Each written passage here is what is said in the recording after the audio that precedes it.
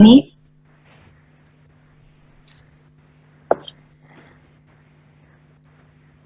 apakah sudah terlihat?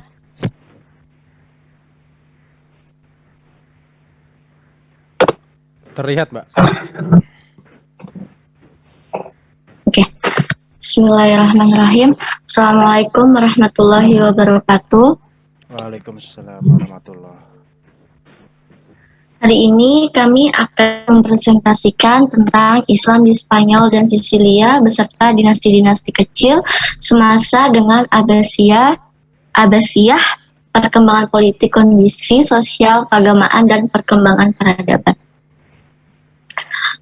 Adapun latar belakangnya, yang pertama yaitu Spanyol merupakan negara yang pernah ditaklukkan oleh Islam untuk mengembangkan agama Islam di negara tersebut.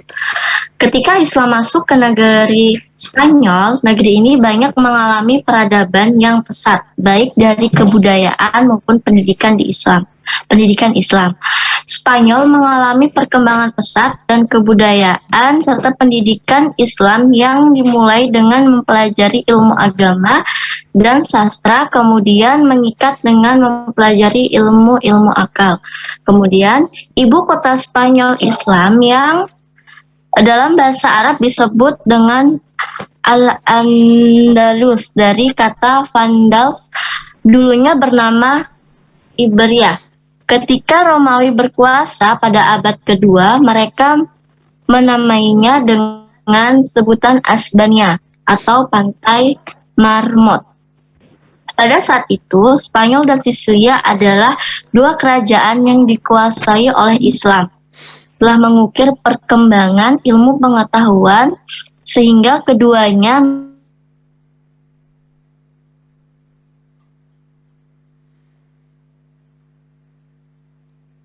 Halo, Mbak Dita. Sepertinya koneksinya kurang stabil.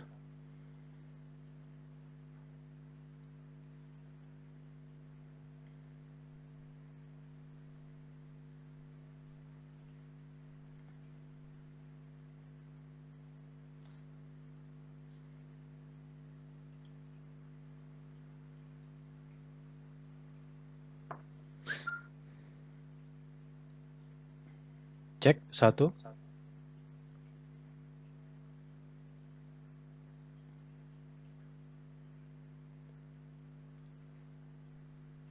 Oke, Mbak Dita terkeluar sepertinya nih.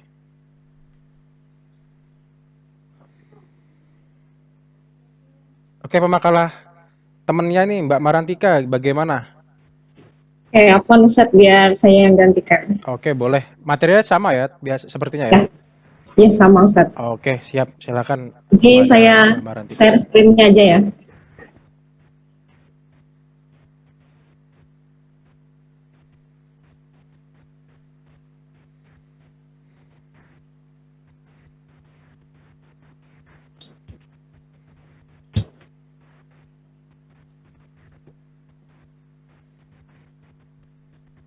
Mohon maaf Ustaz, bisa tolong dibantu kah share screen-nya? Oke, oh yang tadi. Oke, siap-siap. Saya tadi sudah ada download.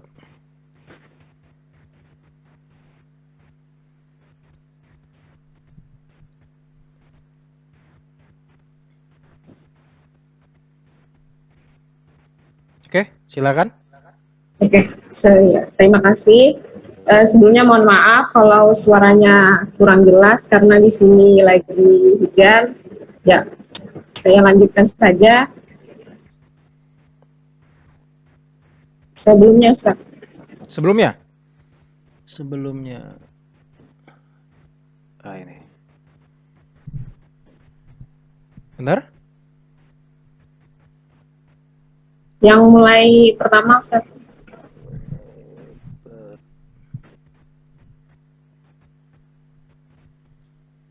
Aduh, error lagi. Sebentar Mbak ya, sepertinya error.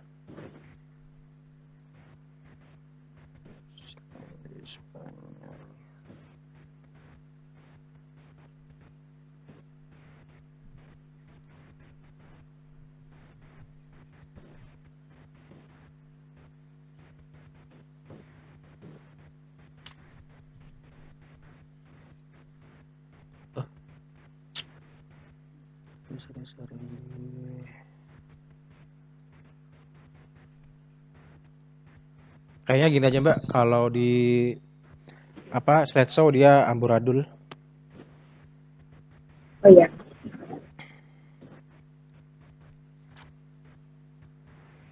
Jadi saya mulai aja Ustaz ya. Ya, disilakan Mbak Iya. Marafika.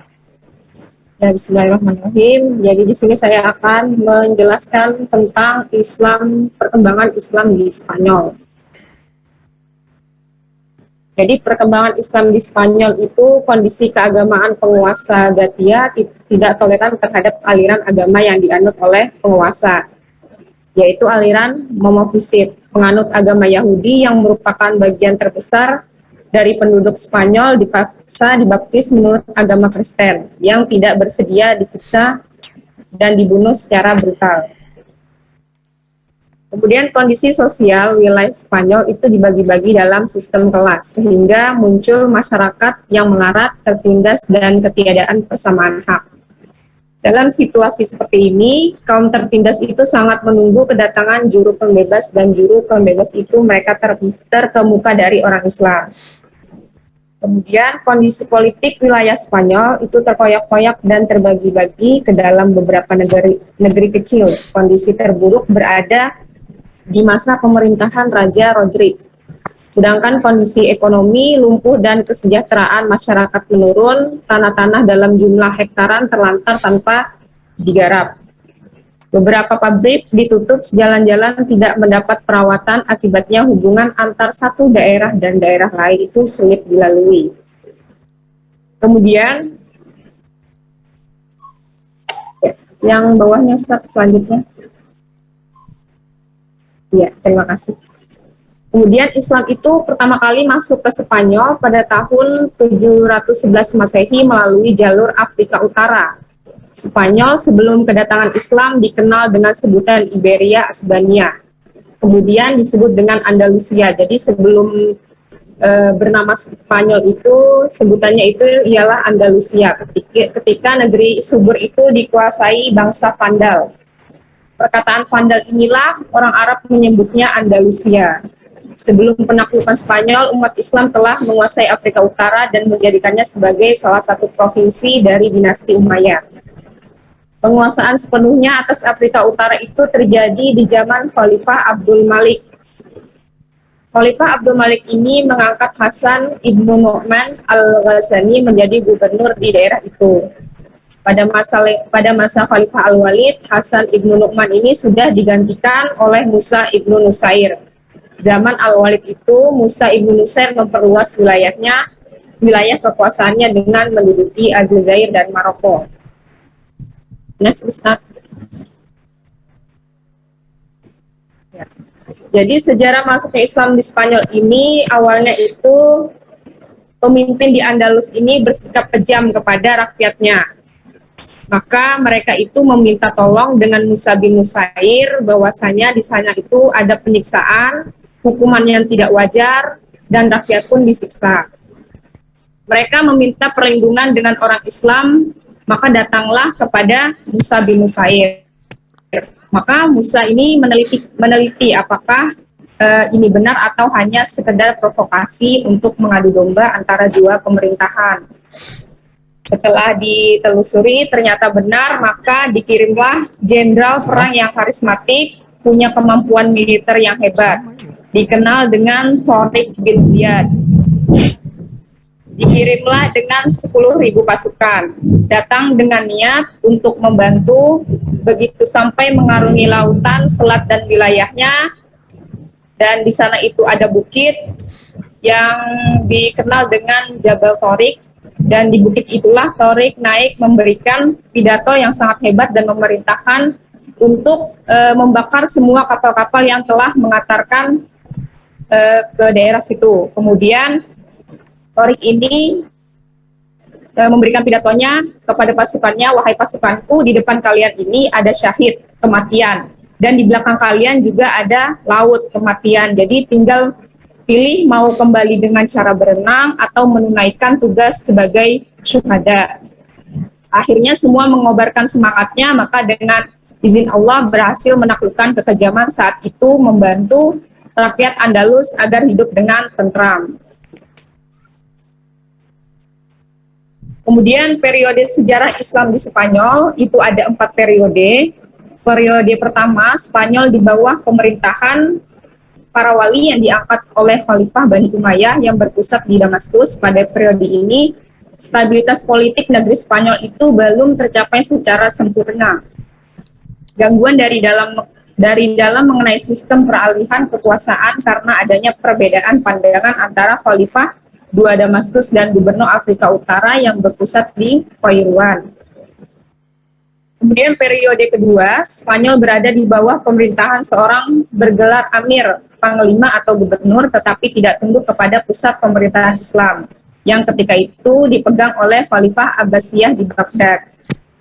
Amir pertama itu adalah Abdurrahman I yang memasuki Spanyol tahun 1138 Hijriah dan diberi gelar Ad-Dakhil, Abdurrahman Ad-Dakhil. Pada periode ini mulai berkembang kekuasaan dan kepemimpinan Islam dalam membangun citra budaya dan peradaban. Mengalami kemajuan baik dalam bidang politik maupun dalam bidang peradaban.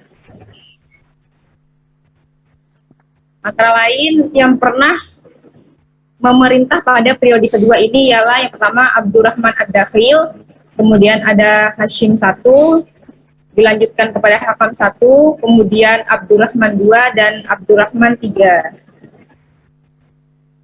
Ya, next Ustaz. Kemudian, ya, periode ketiga, pada saat ini ada 4 khalifah, yaitu Abdurrahman III, Hakam II, Hisham II, dan Muhammad II bin Abi atau Hajib al-Mansur. Spanyol Islam mencapai kejayaannya. Puncak kejayaan Islam di Spanyol telah menyaingi kejayaan Daulat Bani Abbasiyah di Baghdad. Kemudian ada Rahman An-Nasir, beliau mendirikan Universitas Cordoba di mana perpustakaannya memiliki koleksi ratusan buku dan Hakam II seorang kolektor buku dan pendiri perpustakaan. Yang kemudian melahirkan ilmuwan yang dapat memberikan kontribusi intelektual di dunia barat. Kontribusinya itu menciptakan kemajuan intelektual dan kemajuan arsitektur bangunan. Pada periode keempat, setelah meninggalnya Hakam II yang bergelar Al-Muntansir, keadaan itu jadi berubah. Situasi politik mengalami labilitas yang ditandai dengan munculnya mulk atau tawaif yang berpusat di kota-kota tertentu. Pada periode kelima, ketika umat Islam di Andalus di bawah kekuasaan bangsa Barbar Afrika Utara, mula-mula bangsa Barbar ini dipimpin oleh Yusuf ibnu Tashfin mendirikan Daulat Murabbitun. Kemudian datang ke Andalus untuk menolong umat Islam. Umat Islam Andalus mengusir umat Kristen yang menyerang Sevilla pada tahun 1086 Masehi. Kemudian keadaan Spanyol itu kembali runyam, berada di bawah penguasa-penguasa kecil. Dalam kondisi demikian, umat Islam tidak mampu bertahan dari serangan-serangan Kristen yang semakin besar. Tahun 1238 Masehi, Cordova jatuh ke tangan penguasa Kristen dan Sevilla jatuh tahun 1248 Masehi. Jadi seluruh Spanyol itu sudah dikuasai kecuali Granada, lepas dari kekuasaan Islam. Kemudian yang terakhir, periode ke-6, pada periode ini Spanyol diperintah oleh Bani Ahmar yang hanya menguasai wilayah Granada. Umat Kristen hampir menguasai seluruh Spanyol. Saat ini terakhir Islam berkuasa di Spanyol. Kekuasaan Islam yang hanya tinggal pertahanan terakhir ini berakhir karena perselisihan orang-orang istana dalam memperebutkan kekuasaan. Akhirnya pada tahun 1492 Masehi, Islam dikalahkan oleh Kristen, yaitu Raja Ferdinand. Ya, kemunduran dan kehancuran Islam di Spanyol. Yang pertama itu kemunduran dan kehancurannya itu mengenai sistem peralihan kekuasaan atau kekhalifahan yang kurang jelas. Jadi salah satu penyebab kemundurannya itu adalah perebutan kekuasaan elit penguasa maupun antar putra mahkota. Terjadi perebutan kekuasaan ini menyebabkan perang antara elit atau keluarga yang pada akhirnya dapat menggerogoti kekuatan dan stabilitas negara. Yang kedua, kemundurannya itu dikarenakan munculnya mulk al-tawaif, kerajaan-kerajaan kecil. Secara politis telah menjadi indikasi akan kemunduran Islam di Spanyol karena dengan terpecahnya kekuasaan khalifah menjadi dinasti-dinasti kecil, kekuasaan pun terpecah dan lemah. Masing-masing dinasti menggerakkan segala daya upaya termasuk meminta bantuan orang Kristen. Pada tahun 1080 Masehi, Alfonso dengan 3 kerajaan Kristen berhasil menguasai daerah Toledo dan Bani Zu'an-Nur. Yang ketiga itu fanatisme kesukuan. Semenjak kematian Abdul Rahman III, muncullah kekuatan terbesar Barbar dan Slavia. Kalangan orang Spanyol dan Barbar memandang bangsa Arab sebagai orang asing atau kaum pendatang. Yang keempat itu kesulitan ekonomi. Paruh kedua masa Islam di Spanyol, para penguasa mementingkan pembangunan fisik dengan mendirikan bangunan-bangunan megah dan monumental. Selain itu, banyak anggaran negara yang berserap untuk membiayai tentara bayaran demi keamanan negara. Kemudian yang kelima itu wilayah Spanyol terpencil. Kondisi wilayah turut mempengaruhi kemunduran Islam di Spanyol. Spanyol bagaikan daerah terpencil dari dunia Islam yang lain. Mereka selalu berjuang sendirian tanpa mendapatkan bantuan kecuali dari Afrika Utara. Yang keenam, konflik antara Islam dengan Kristen. Jadi ketika perang salib itu dilancarkan oleh orang-orang Kristen Eropa terhadap orang-orang Islam di Asia Barat dan Mesir, umat Islam di Spanyol mendapatkan serangan dari negara Kristen, tetangganya dari utara. Pada abad ke-11 Masehi, umat Kristen memperoleh kemajuan pesat, sementara umat Islam sedang mengalami kemunduran.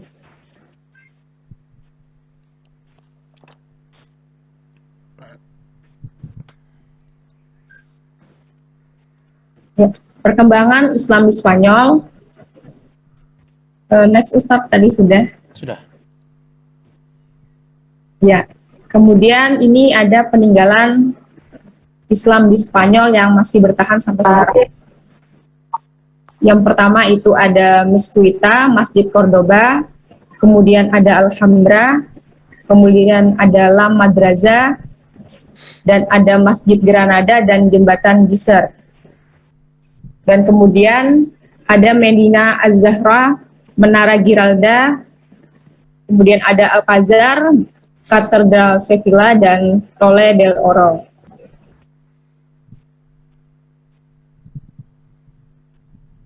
Mohon maaf Ustadz, untuk yang sejarah masuknya Islam di Sisilia, Ustazah Gita. Apakah sudah masuk? Sudah, Ustazah. Terima kasih. Iya, sama-sama. Oke, mohon maaf tadi jaringan saya kurang stabil. Oke, akan saya lanjutkan. Sejarah masuknya Islam di Sisilia. Pada tahun 827 sampai 1094 Masehi, kaum muslimin menguasai Sisilia secara menyeluruh kurang lebih selama 371 tahun. Kemudian awalnya tahun 662 kaum muslimin memasuki pulau ini baru terlaksana pada tahun 662 pada masa Utsman bin Affan, ditaklukkan oleh gubernur di Damaskus Muawiyah bin Abu Sufyan. Kemudian tahun 827 kaum muslimin menguasai Sisilia secara menyeluruh kurang lebih selama 371 tahun. Kemudian tahun 800 sampai 300 Masehi, Sisilia merupakan sebuah pulau di Italia dan terbesar di lautan Mediterania dengan luasnya sekitar 25.708 km3.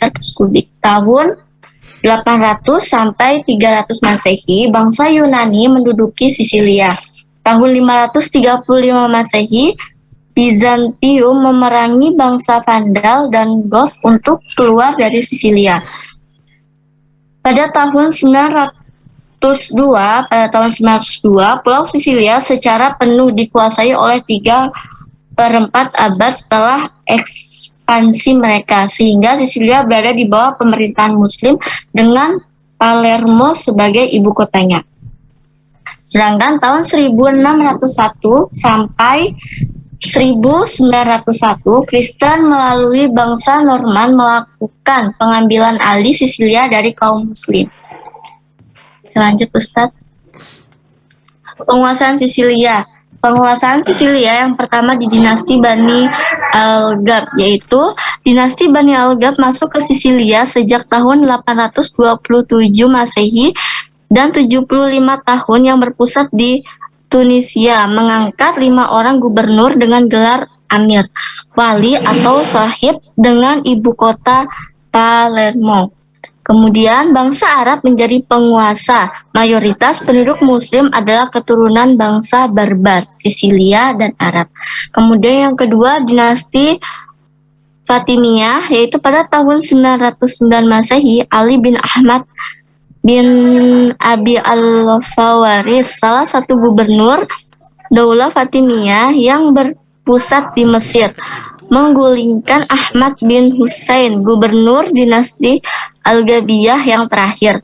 Gubernur dinasti Fatimiyah di Sisilia antara lain Ziyadatullah bin Qurtub, Abu Musa al-Def, Salim Rashid, dan Halil bin Ishaq.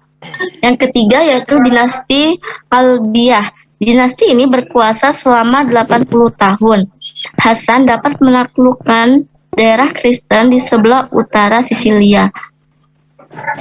Hornina kemudian merubah nama kota itu menjadi Mu'izziyah sebagai penghormatan terhadap Khalifah Fatimiyah Mu'iz. Sejak tahun 948 Masehi, Khalifah Fatimiyah Ismail al-Mansur mengangkat Al-Hasan ibnu Abi al-Husain al-Kalbi sebagai Amir Sisilia. Yang keempat yaitu dinasti Normandia. Pada masa dinasti Normandia ini, kekuasaan dinasti Islam telah berakhir, namun kebudayaan Islam masih berkembang. Roger I dan II beragama Kristen, tetapi ia memperlakukan umat Islam dengan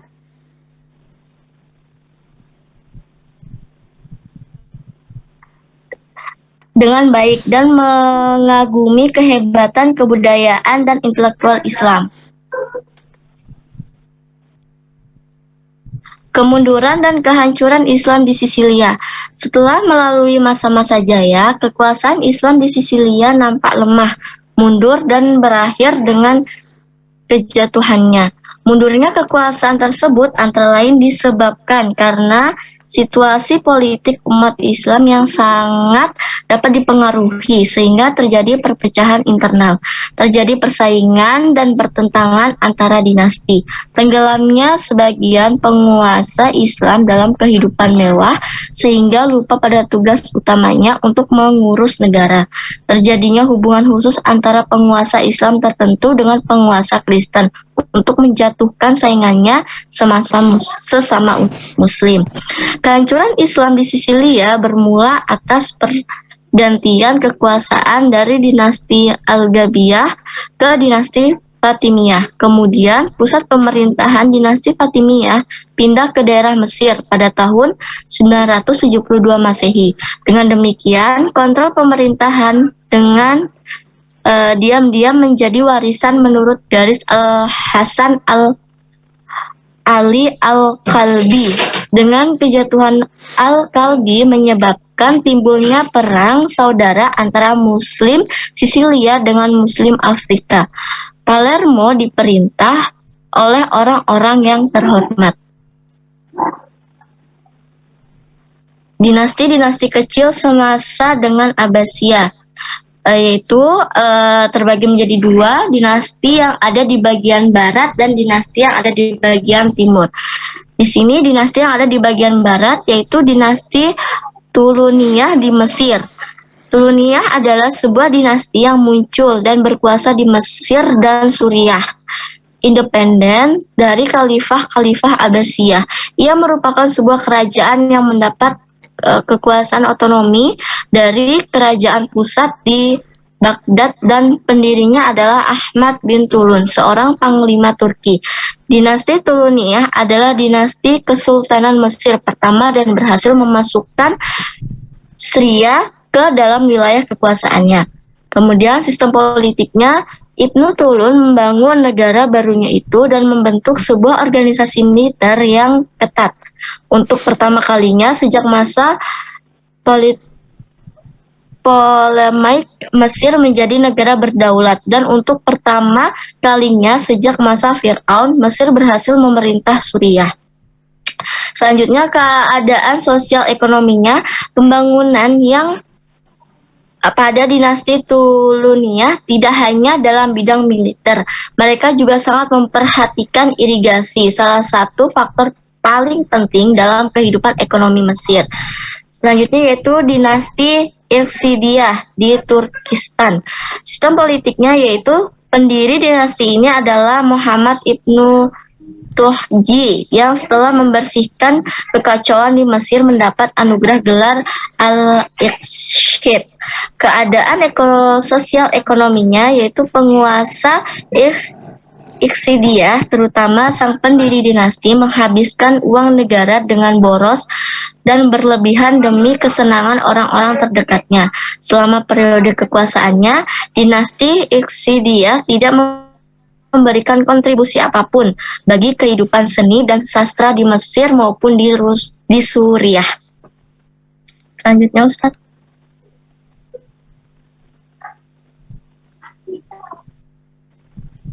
Oke, selanjutnya ada dinasti Hamdaniyah di Aleppo dan Musil. Nama kerajaan berasal dari nama pendirinya, yaitu Hamdan bin Hamdun, yang berasal dari suku Arab Taghlib. Kerajaan Hamdaniyah dikenal sebagai pelindung sastra Arab, terutama Saif al-Daulah. Beberapa tokoh ternama seperti Al-Farabi, Al-Isfahani, Al-Abu Al-Firus. Kerajaan Hamdaniyah adalah benteng kekuatan daripada serangan Rom ke wilayah kekuasaan Islam. Selepas tahun 356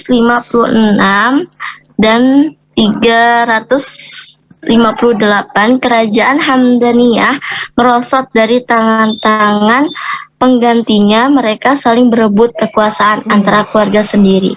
Akibatnya mereka jatuh ke tangan kerajaan Fatimiyah.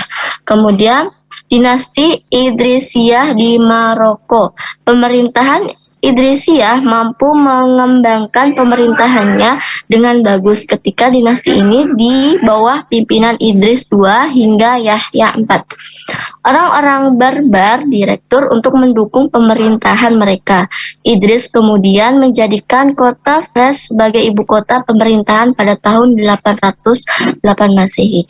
Bahkan Fes mampu menjadi kota terkenal di Afrika hingga Spanyol. Dinasti Idrisiyah berperan dalam menyebarkan budaya dan agama Islam ke bangsa Barbar dan penduduk asli. Dan peradaban luar biasa yang diukir oleh dinasti ini adalah pendirian Universitas Harawiyun yang megah dan terkenal. Imam Fuadi, Sejarah Peradaban Islam, Yogyakarta, Teras 2020 halaman. Oke, lanjut Ustaz. Yes, yang kelima yaitu dinasti Al-Gabiyah di Tunisia. Terdapat beberapa kemajuan dinasti Al-Gabiyah yang mampu memberikan kontribusi kepada peradaban Islam. Kemajuan tersebut meliputi, maaf Ustadz, bisa dibesarin sedikit karena nggak terlihat mata saya.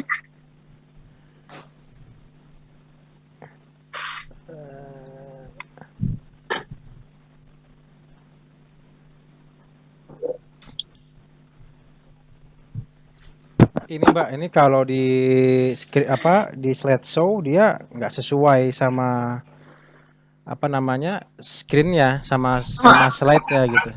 Oke, nggak apa-apa Ustadz, saya buka di ini saya saja. Oke. Sebentar ya. Karena tulisannya kecil sekali, saya tidak terlihat. Oke, tadi sampai di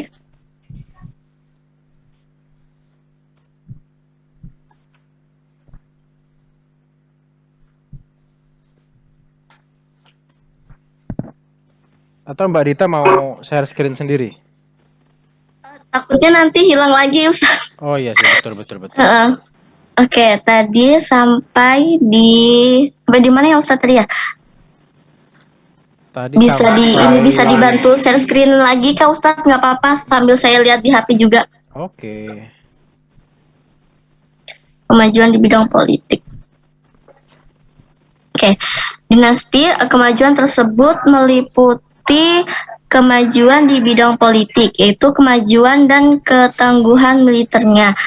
Armada laut dinasti ini mampu menjelajah pulau-pulau di Laut Tengah dan pantai-pantai di Eropa. Dinasti yang semula hanya memiliki wilayah kegubernuran telah mencuat kekuasaannya hingga ke Eropa, Sisilia, pulau-pulau yang berdekatan dengan Tunisia, kota-kota pantai Italia dan kota Roma serta pantai Yugoslavia. Kemudian kemajuan di bidang budaya. Pada masa dinasti Al-Gabiyah, beberapa kota dibangun menjadi kota yang megah, di antaranya kota Tunisia dan Sisilia. Masjid-masjid pun juga dibangun yang megah, yaitu Masjid Khairawan. Kota Sisilia yang dikuasai dinasti Al-Gabiyah ini merupakan wilayah transformasi ilmu dan kebudayaan Arab dan Islam di wilayah Eropa. Selanjutnya, kemajuan di bidang perekonomian, yaitu pemerintahan dinasti Al-Gabiyah mendapatkan pemasukan dari beberapa sektor, yaitu sektor pertanian, perdagangan, dan industri. Dinasti ini membangun bendungan untuk irigasi dan juga pengembangan perkebunan anggur dan kurma. Sementara itu, untuk memajukan bidang perdagangan, dibangunlah jalan-jalan dan angkutan serta lalu lintas perdagangan. Yang terakhir yaitu kemajuan di bidang ilmu pengetahuan. Di kota ini juga lahir sejumlah intelektual Islam terkemuka.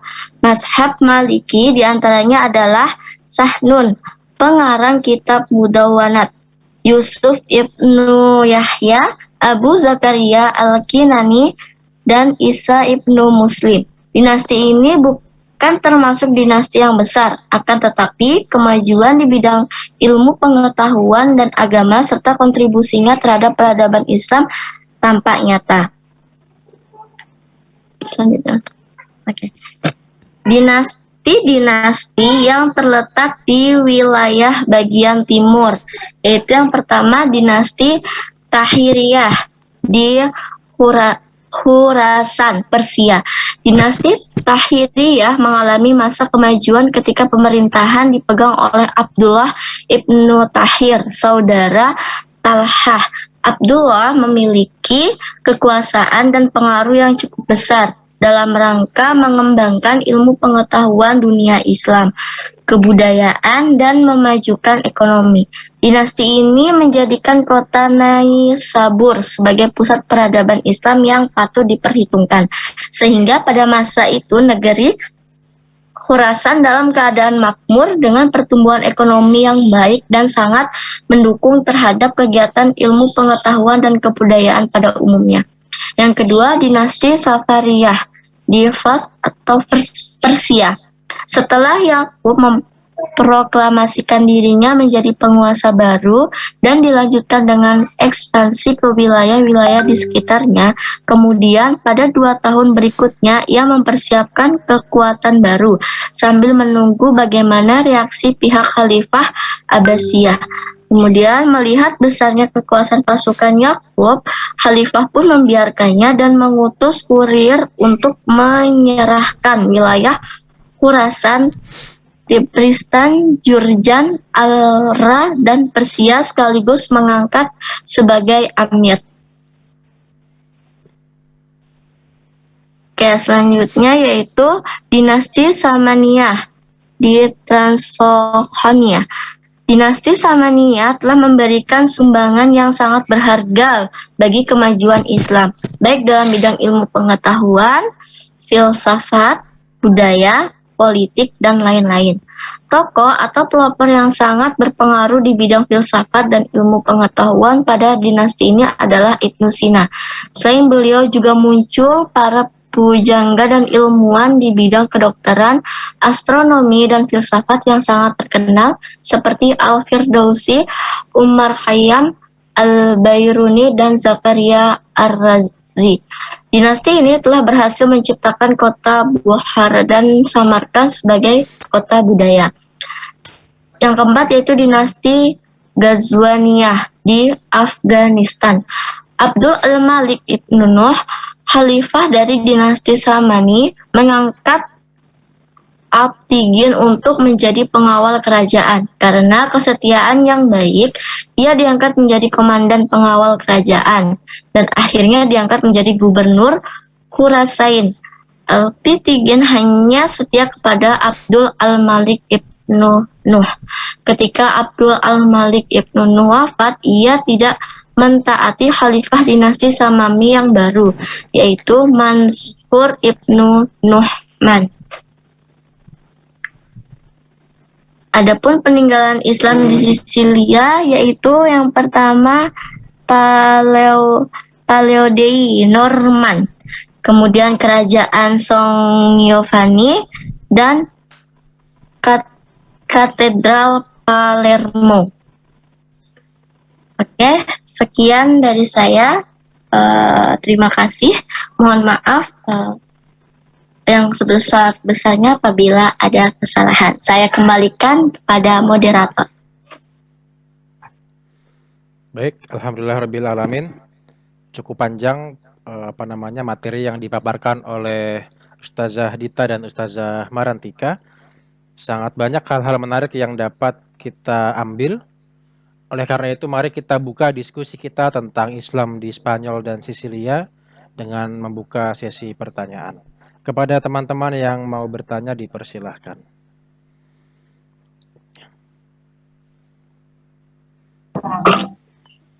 Permisi Ustadz Bisma. Silakan, Ustadz Tasbih. Mau tanya, ini tadi awal-awal kan Ustazah Marantika jelasin ya yang tadi itu yang Tariq bin Ziyad memasuki awal-awal masuknya ke Spanyol ya. Yang ada katanya kalau pernah dulu belajar syairnya di Mahfuzat itu al-adu amamakum wal bahru wara'akum gitu ya. Di depan kalian ada musuh sementara di belakang lautan, kemana gitu kan, selain hanya berjuang gitu. Nah tadi itu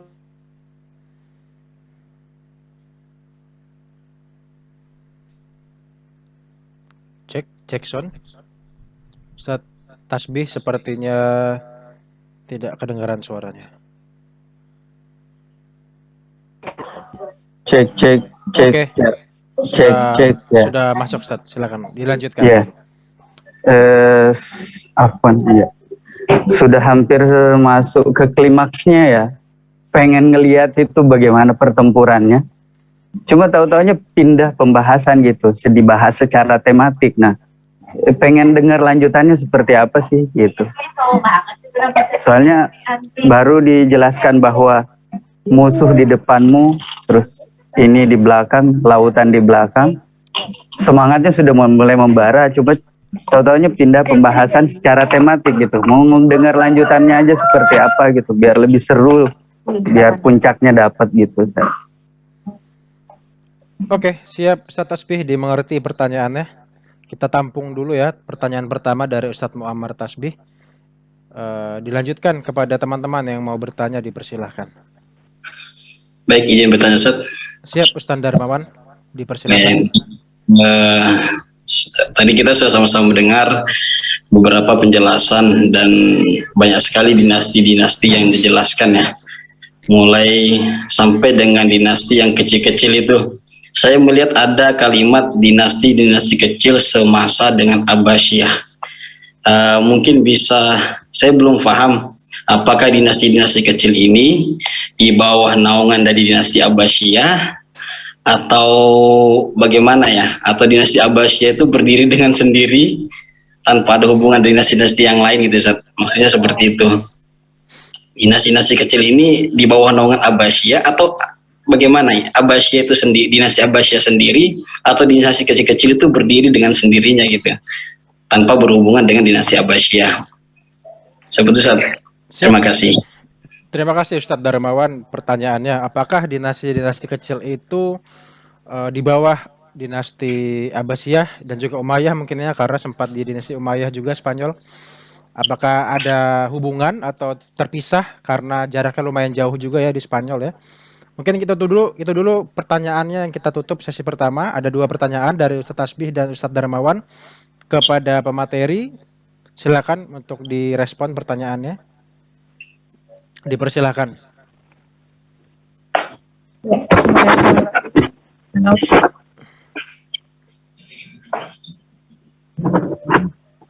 Ya, yang pertama tadi pertanyaan dari Ustadz Muhammad Tasbih ya, yang mengenai bagaimana kelanjutan ceritanya tadi.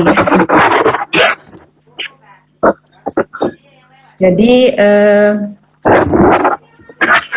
sesampai di Bukit Jabal Torik itu kan Torik bin Ziyad ini menyampaikan pidatonya, wahai pasukanku, di depan kalian ini ada syahid kematian dan di belakang kalian juga ada kematian. Jadi tinggal pilih mau kembali dengan cara berenang atau menunaikan tugas sebagai syuhada. Jadi akhirnya semua mengobarkan semangatnya, maka dengan izin Allah berhasil menaklukkan kekejaman saat itu, membantu rakyat Andalus agar hidup dengan tentram. Jadi ketika setelah berhasil menaklukkan kejahatan atau kekejaman pada saat itu, ketika mereka ingin kembali ke wilayah Afrika Utara, datanglah permintaan umum dari masyarakat Spanyol untuk membantu mengembangkan wilayah Andalusia. Maka dikirimkanlah perlengkapan-perlengkapan, termasuk perlengkapan pertanian, kemudian ada perlengkapan peternakan sampai bibit-bibit unggul, termasuk teknologinya juga. Akhirnya mereka melihat umat Islam ini mempunyai kecenderungan membantu, tidak ada sifat ingin tidak ada sifat ingin menjajah, tidak ada sifat ingin menyakiti, dan tidak memaksakan dalam agamanya. Maka mereka itu berbondong-bondong masuk dalam agama Islam. Jadi setelah itu mereka meminta bagian wilayah dari umat Islam, maka dikirimlah orang-orang terbaik membimbing termasuk setelah masuknya Abdurrahman Ad-Dakhil, maka kemudian dibangkitkanlah kejayaan Islam termasuk dari segi teknologi. Jadi Spanyol pada saat itu berubah jadi mercusuar di wilayah Eropa yang dahsyatnya dari segi ilmu pengetahuan itu mereka sangat maju. Banyak penemuan-penemuan yang dilakukan, banyak riset yang dilakukan juga. Termasuk salah satunya itu jam dinding yang pertama kali menginisiasi itu kan orang Islam. Jadi awalnya dari jam burung. Pasir, diisi pasir kan, kemudian berkurang, maka menunjukkan pada angka yang pas, misalkan jam 7 atau jam 8, maka burung itu akan berbunyi. Maka itu menunjukkan masuk jam sekian, seperti itu. Kemudian bibit-bibit unggul itu dan untuk pakan ternak itu dikirim. Jadi Spanyol itu kan terkenal sekarang itu dengan kudanya yang paling bagus, kuda yang paling kuat. Jadi pakannya itu dulu yang bawa itu orang Islam, Torik bin Ziyad. Jadi pada saat itu di Persia ada satu tumbuhan. Nah, kalau tumbuhan itu dijadikan pakan ternak itu akan bagus. Sehingga kuda-kuda di Spanyol itu menjadi kekar dan kuat seperti itu. Ya, kurang lebih seperti itu, Ustadz. Jika ada Ustadz dan Ustadzah yang mau menambahkan, dipersilahkan. Baik, itu tadi jawaban dari pertanyaan Ustadz Muammar Tasbih. Bagaimana Ustadz Tasbih? Ini hanya sekedar mungkin sudah cukup ya, cuma sedikit mau bertanya lagi tentang itu. Berarti Torik bin Ziyad dengan pasukannya itu nyebrangnya lewat dari Maroko ke Jabal Torik ya? Kan saya lihat petanya di sini, di bawahnya Spanyol itu ada Konstantin, Algeria. di dalamnya Algeria, Konstantin, kemudian Maroko yang paling dekat itu dengan Spanyol.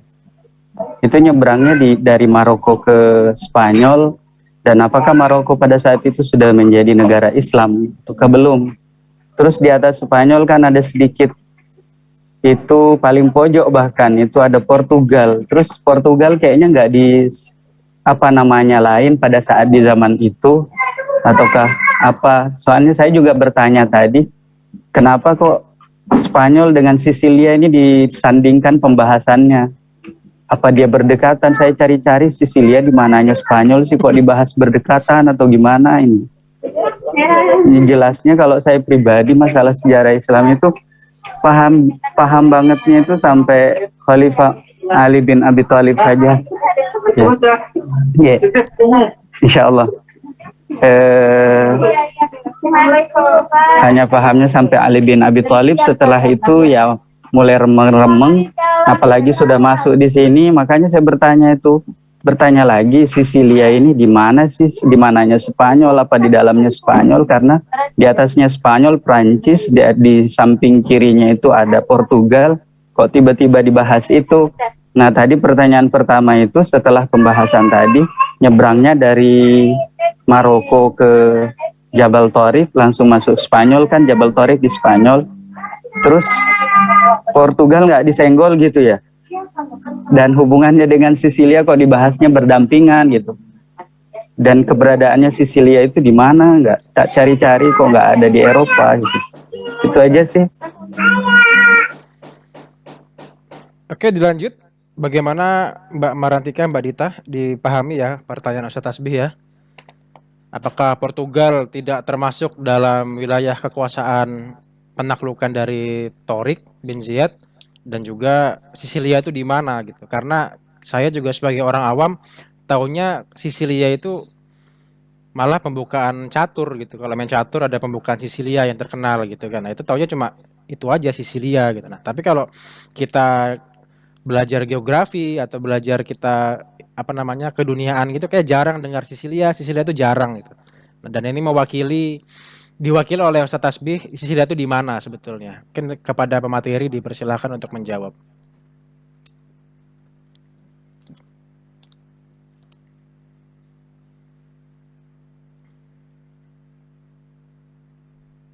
Halo, Mbak Marantika, Mbak Dita, dipersilakan bagi siapa Ya, yang Ustaz. mau menjawab? Ya Ustadz, sebetulnya kalau ditanya Sisilia itu di mana, saya pun juga kurang tahu ya Ustadz ya, karena juga masih kita juga masih sama-sama belajar. Kemudian juga saya juga tentang Sisilia, kenapa tidak Portugal atau Portugis dulu tadi itu, kenapa tidak itu dulu yang dibahas, kemudian Sisilia itu letaknya di mana? Karena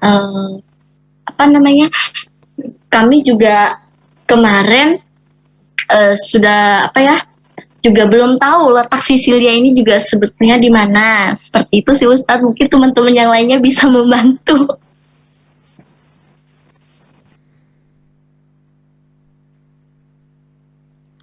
Oke, Mbak Marantika, bagaimana komentarnya?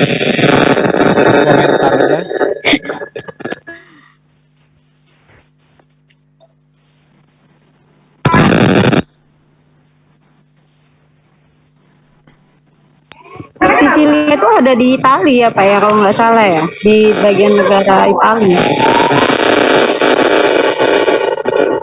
Iya benar. Ustaz, ya kepada teman-teman yang mau bantu silakan. Ustaz Saifuddin, Ustaz Mbak Emil. Ya, saya ingin benarkan tadi apa yang disampaikan Ustazah Emil ya, di Italia. Sepertinya yang sudah disampaikan. Cek Ustaz Saifuddin apa? Ya. Suaranya ribut, mic-nya. Oke, siap. Bagaimana Ustaz? Mic-nya keresek ribut. Coba doa pakai headset dulu, Ustaz. Headsetnya dilepas mungkin. Nah, betul, lebih baik. Silakan Ustaz Saifuddin untuk membantu menjawab di mana Sisilia itu di mana gitu. Oke, terima kasih Ustaz. Bisma, bagaimana suara saya Ustaz? Sudah jelas? Ya, lebih baik dan Sudah Ustadz, sudah jernih. Iya, siap. Saya tadi sudah disampaikan dari Ustazah Emil tadi ya, di Sisilia itu ada di Italia ya, di negara Italia tepatnya. Kalau misalnya di pemateri tadi sudah juga menyampaikan kalau misalnya Sisilia itu adalah bagian dari negara Italia dan terbesar di Lautan Mediterania ya. Ustazah Marantika, Ustazah Dita sepertinya sudah menyampaikan tadi. Mungkin itu aja Ustazah Ustaz Bisma dan Ustazah Dita. Oke, terima kasih Ustadz atas bantuannya. Oke, jadi dapat kita tarik kesimpulan bahwa Pulau Sisilia itu ada di Italia. Merupakan sebuah apa namanya ya? Ternyata nyampe Italia juga gitu Islam itu ya. Luar biasa. Oke, tadi ada beberapa pertanyaan Ustaz Tasbih yang belum terjawab. Kenapa tidak sampai Portugal? Lalu apa tadi Ustaz Tasbih ya selanjutnya ya? Ya itu aja sih, kenapa nggak disenggol aja itu Portugal, ada Bang Ronaldo kan di sana. Nah, betul sekali. Karena kan Spanyol dan Portugal kan darat aja, apa namanya wilayah darat aja, satu darat. Kepada Mbak Dita, Mbak Marantika dipersilahkan. Ada tanggapannya?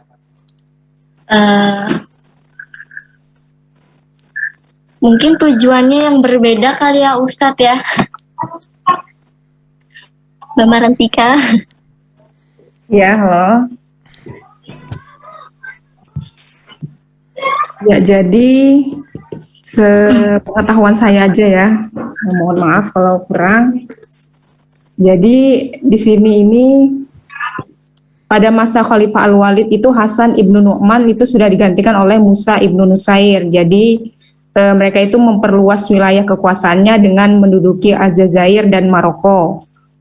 Selain itu, ia juga menyempurnakan penaklukan ke daerah-daerah bekas kekuasaan bangsa barbar di pegunungan, sehingga mereka menyatakan setia dan berjanji tidak akan membuat kekacauan seperti yang pernah mereka lakukan sebelumnya. Jadi pada waktu itu ada 3 pahlawan Islam yang dapat dikaitkan paling berjasa memimpin satuan pasukan pada waktu itu, yaitu ada Thorif ibnu Malik, Tariq bin Ziyad, dan Musa ibnu Nusair.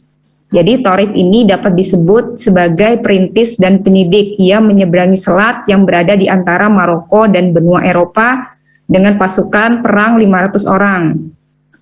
Seperti itu. Jadi menurut saya yang baca sepengetahuan saya itu melewati selat itu aja sih, Maroko dan benua Eropa. Kalau mengenai Portugal itu saya kurang memahaminya, mohon maaf. Oke, jadi dapat ditarik kesimpulan bahwa pada saat itu Maroko sudah Islam ya, di bawah Islam ya. Karena kan nggak mungkin kita ujuk-ujuk lewat wilayah orang gitu kan, numpang lewat gitu. Dan itu menjawab pertanyaan dari Ustadz Muammar tadi ya, bahwa Maroko sudah Islam pada saat itu. Oke, lanjut. Pak Ustadz Muammar gimana? Aman ya? Aman insya Allah. Sangat menjelaskan peta yang saya lihat ini. Maroko, Konstantin yang di dalamnya ada Konstantin, Aljazair, Tunisia, Libya itu semuanya kan berada di bawah. Terus laut di atasnya, pulau yang paling dekat itu Spanyol bersambungan dengan Portugal, Prancis lagi, Jerman turun ke bawah, Italia, terus ada pulau kecil di situ, itulah Sisilia berdekatan dengan seberang lautan itu Tunisia. Terima kasih atas penjelasannya. Jadi saya bisa paham dengan ini. Terima kasih Ustadz Muammar atas pertanyaannya. Lanjut ke pertanyaan kedua dari Ustadz Darmawan Daud. Tadi kan disebutkan ada dinasti-dinasti kecil. Apakah itu di bawah dari dinasti besar, dinasti Abbasiyah? Seperti itu ya pertanyaannya ya. Monggo kepada Mbak Dita, Mbak Marantika diperjelas lagi pertanyaannya. Baik, tadi ada kami singgung terkait dinasti-dinasti kecil yang ada di Abbasiyah. Itu semua dinasti-dinasti kecil yang ada di bagian barat maupun timur itu termasuk dari dinasti Abbasiyah. Termasuk dari dinasti Abbasiyah yang dari dinasti Abbasiyah ini dia pelepasan wilayah kekuasaan dinasti-dinasti kecil di bagian barat dan timur Baghdad ini dari dinasti Abbasiyah yang disebabkan beberapa faktor sehingga muncullah beberapa dinasti-dinasti kecil yang ada di bagian barat maupun timur. Tuh, Ustaz. Oke, jadi jawabannya adalah dinasti kecil tersebut adalah bagian dari dinasti besar yang sedang berkuasa di dunia Islam, yaitu dinasti Abbasiyah. Begitu Mbak ya? Ustadz. Oke, kita kembalikan kepada Ustadz Darmawan. Bagaimana Ustadz Darmawan? Baik, cukup Ustaz. Alhamdulillah penjelasannya cukup baik dan bisa difahami. Oke, terima kasih Ustadz Darmawan Daud. Dinasti kecil itu dibawa daripada kekuasaan dinasti Abbasiyah. Oke, terima kasih. Siap. Oke, kita lanjut ke sesi pertanyaan kedua. Kita buka lagi 2 atau 3 pertanyaan kepada teman-teman, dipersilakan yang ingin mengajukan pertanyaan. Mbak Rina mungkin mau bertanya? Sepertinya sudah senyum-senyum.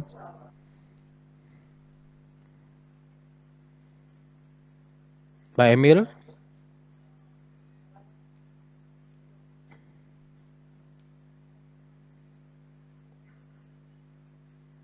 Ibu Erna biasanya bertanya nih, Ibu Erna nih.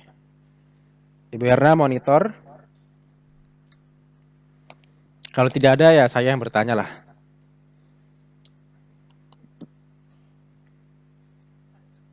Oke, kalau gitu saya yang bertanya, saya memulai. Oke, kepada pemakalah saya mencoba sedikit bertanya aja, simple aja gitu. Itu kan dulu Islam pernah berjaya di Spanyol gitu ya, bahkan nama-namanya Cordova, Andalusia gitu, Sevilla itu sampai saat ini sering kita dengar gitu. Klub bola lah atau sekolah SD sekolah Islami gitu kan, banyak yang memakai nama-nama kekuasaan Islam pada saat itu. Nah, kalau pertanyaan saya itu apakah di zaman saat ini masih ada sisa-sisa Islam? Masih ada masyarakat Islam di Spanyol gitu? Apakah masih ada orang Arab di sana gitu? Kan klisenya seperti itu ya, apakah masih ada orang Arab di sana? Apakah masih ada budaya Islam? Apakah Islam betul-betul hilang gitu dari Spanyol gitu? Karena kalau kita lihat sekarang Spanyol adalah negara Katolik yang sangat kuat, sangat sangat kuat lah Katoliknya di sana. Mungkin itu aja pertanyaan dari saya, Mbak Marantika dan Mbak Dita. Kalau ada yang mau bertanya lagi dipersilakan. Tadi pertanyaan 1 sudah saya ambil. Kalau tidak ada, boleh Mbak Dita atau Mbak Marantika menjawab dulu. Vicky, jangan ketok-ketok dulu nah. Ya, di sini jadi dia lebih kepada perkembangannya ya, apakah masih ada sampai sekarang atau gimana gitu ya? Ya, sampai sekarang ada nggak sisa-sisanya lah bahasanya? Dalam segi masyarakat ya, bukan dalam peninggalan bangunan gitu. Oh iya, masyarakat.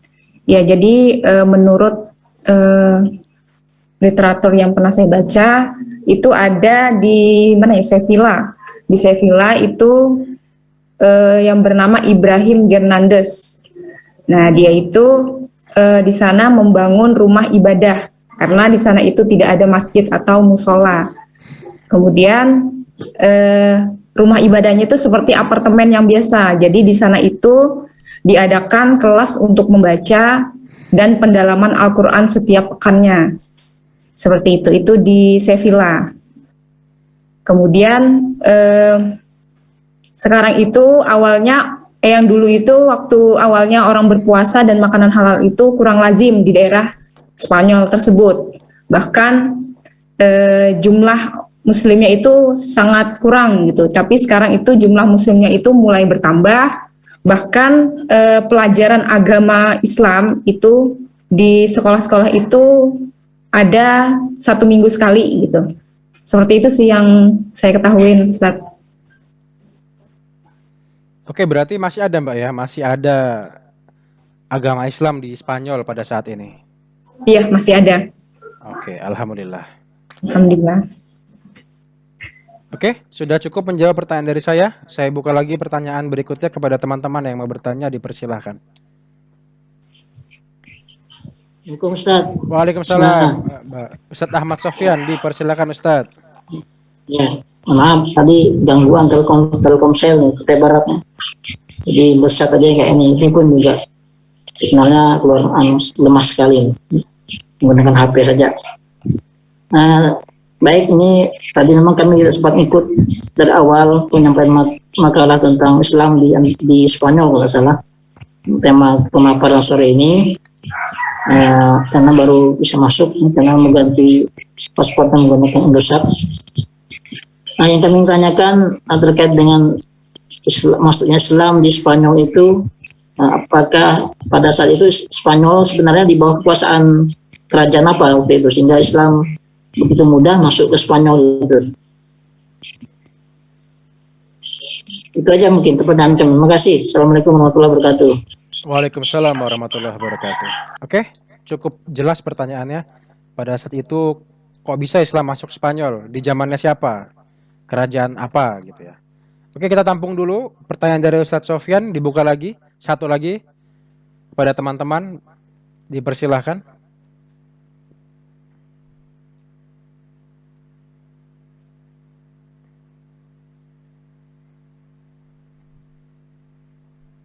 Tidak ada?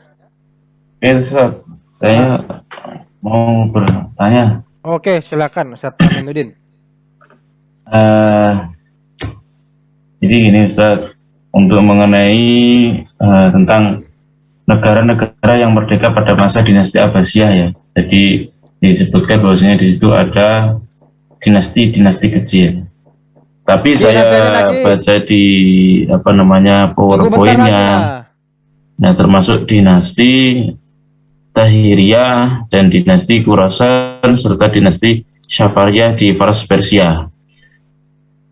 Yang sebelumnya kita kan harusnya mengacu pada materi sebelumnya ya, dinasti Abbasiyah itu di mana, dan langsung lanjut yang bahkan yang menjadi fokus pembahasan itu di Silia ini ya, di mana sih Silia ini ya, Silia inilah.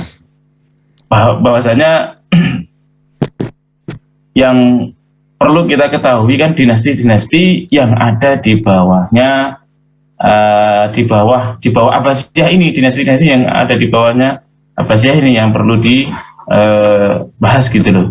Sedangkan apakah hanya dua ini yang ada di PowerPoint ini yang dibagikan ini? Di sini kan ada 1 dan 2 dinasti yang terletak di wilayah bagian timur, dan ada juga dinasti-dinasti kecil Abbasiyah di situ. Saya rasa kok sedikit betul gitu loh. Katanya banyak di situ ya, katanya banyak. Sedangkan saya baca di dinasti kecil semasa dengan Abbasiyah, dinasti yang ada di bagian barat dan timur ya. Apakah cuman itu aja yang ada di inilah dengan urut-urutannya seperti itu yang ada di PowerPoint yang dibagikan itu? Ada di slide nomor berapa ini tadi ya, sebelum terakhir, ada slide sebelum terakhir itu dinasti kecil semasa dengan Abbasiyah dan dinasti yang terletak di wilayah bagian timur dan barat itu tadi 2 itu. Sedangkan saya juga melihat dari geografi daerah utara juga ada di situ, termasuk di daerah Abbasiyah ya. Nah, yang saya mau tanyakan, apakah cuman di situ aja gitu yang ada di PowerPoint situ gitu? Itu pertanyaan saya. Terima kasih. Oke, baik. Terima kasih pertanyaan dari Ustadz Aminuddin. Pertanyaannya apakah cuma itu gitu ya, kurang lebihnya kurang seperti itulah. Oke, lanjut kita serahkan kepada pemateri, kepada Mbak Dita dan Mbak Marantika, dipersilakan untuk menjawab pertanyaan dari Ustadz Ahmad Sofyan dan Ustadz Aminuddin. Dipersilakan kepada Mbak Dita, Mbak Marantika.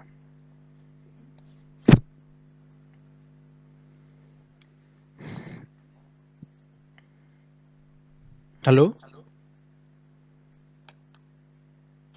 Iya Ustadz, mohon maaf. Oke. Lupa ini klik suaranya. Oke, saya akan menjawab pertanyaan dari Ustadz Aminuddin. Apakah hanya itu saja dinasti-dinasti kecil yang ada di Bani Abbasiyah? Kalau untuk dinasti kecilnya yang ada di mana? di barat dan di timur. Dari beberapa jurnal yang saya baca ataupun buku, saya hanya menemukan 2 pembagian itu saja yang ada di dinasti Abbasiyah, yaitu terbagi menjadi 2 bagian, yaitu bagian barat dan bagian timur. Itu sih Ustadz yang masih saya dapatkan, tapi belum untuk enggak tahu kalau ada ini referensi yang lain lagi. Dari kemarin saya mencari dan sudah membaca beberapa jurnal, ada 1 buku juga. Di situ juga menjelaskan bahwa dinasti Abbasiyah ini hanya membagi dinasti-dinasti kecil menjadi 2 kelompok. Dinasti bagian barat dan juga bagian timur. Itu aja sih Ustadz. Oke. Siapa tahu dari teman-teman yang lainnya pernah menemukan referensi lain terkait untuk pembagian, bisa ini saling kita berdiskusi. Terima kasih. Oke, itu tadi jawaban dari Mbak Dita. Mungkin pada teman-teman ada yang mau mencoba membantu menjawab.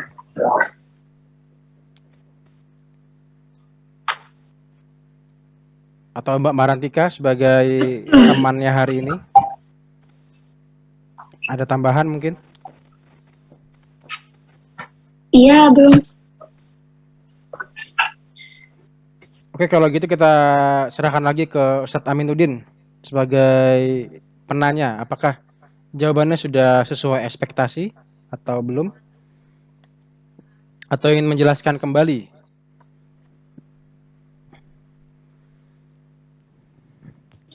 Kalau saya menjelaskan kembali berarti sesuai ekspektasi berarti. Iya, betul Ustaz.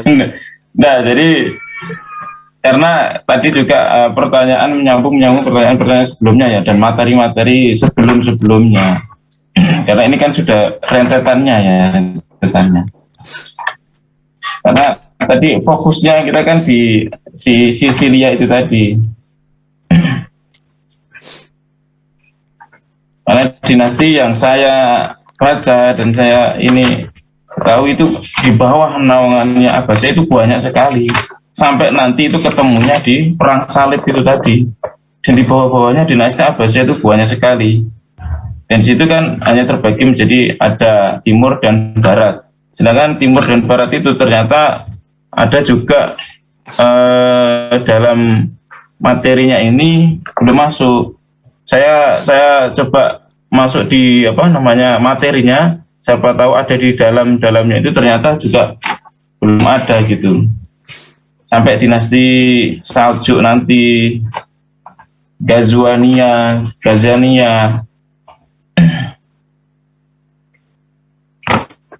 itu Ustaz.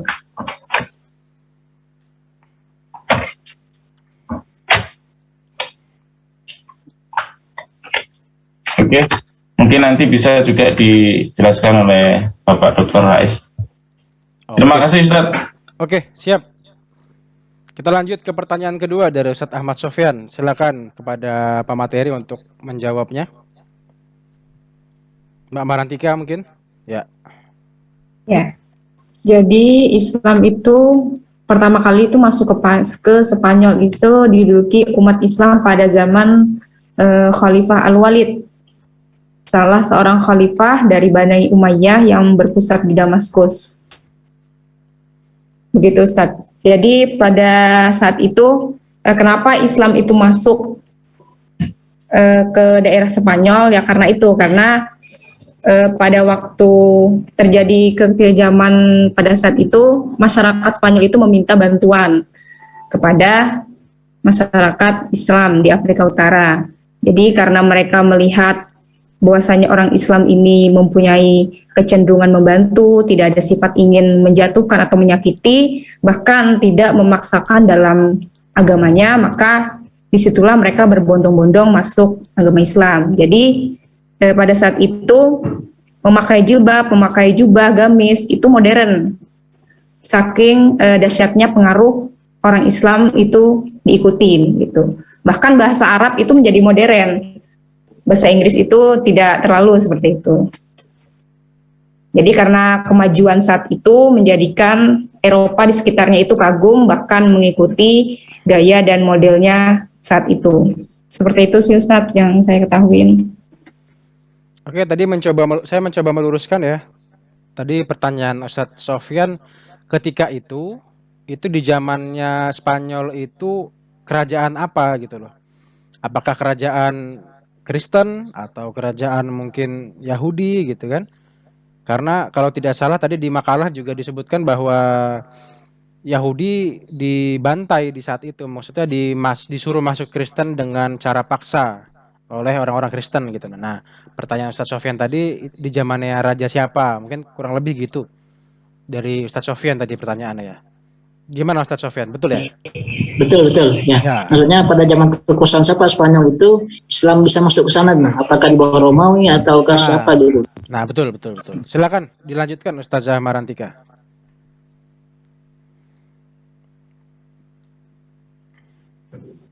Ya mungkin ustazah yang lain bisa membantu Ustaz.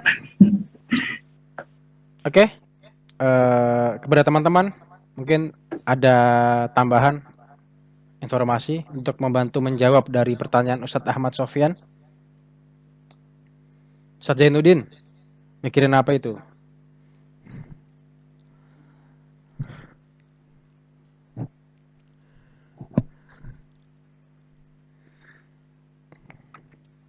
Ada? Yang jelas sih kalau dari makalah tadi kekuasaan Kristen ya, mungkin ya. Jadi kerajaan Kristen tapi walau alam rajanya siapa nanti bisa kita tanya kebenarannya kepada Ustadz Rais selaku dosen kita. Tidak ada yang menambahkan? Oke, kalau gitu kita buka deh satu lagi pertanyaan pada teman-teman di... Izin Ustaz. Oke. Saya mau bertanya Ustaz. Silakan Ustaz Syaifuddin. Iya, terima kasih. Ini mungkin banyak pertanyaan tentang Spanyol ya, Islam di Spanyol. Saya lebih ingin menanyakan penjelasan di sejarah masuknya Islam di Sisilia. Karena di sini ada dua masa ya, dinasti besar, dinasti Umayyah dan dinasti Abbasiyah yang ada pada saat Islam itu masuk ke Sisilia. Jadi bagaimana proses kepemimpinan atau sistem perpolitikan pada saat itu yang diadakan para khalifah, karena ini masa transisi ya. Apakah melanjutkan misalnya di situ, kalau saya lihat di sini pada tahun 800 itu artinya masih kekuasaan Umayyah ya. Di sini kan diceritakan bahwa itu ditaklukkan oleh Muawiyah bin Abu Sufyan. Dan itu kemudian di kepenguasa selanjutnya itu sudah masuk ke tahun kekuasaan Bani Abbasiyah pada tahun 900 Masehi itu ya, seperti yang saya sampaikan di makalah sebelumnya itu pada dinasti Abbasiyah. Nah, bagaimana sistem pemerintahan pada saat itu untuk mengatur pemerintahan Islam pada saat itu? Karena yang saya baca itu kalau dinasti Abbasiyah ada sedikit tanda kutip kebencian kepada dinasti Umayyah, karena dinasti Umayyah ini sudah mulai menyeleweng, jadi makanya ada perebutan dari dinasti Abbasiyah seperti itu. Nah, di daerah Sisilia ini seperti apa? Mungkin pemakalah kita bisa menyampaikan bagaimana kejadian pada pemerintahan di Sisilia itu. Seperti itu, Ustaz. Terima kasih Ustadz Bisma. Oke, sama-sama Ustadz Syaifuddin. Langsung aja kepada Mbak Adita, Mbak Marantika mungkin bisa menjawab atau menanggapi.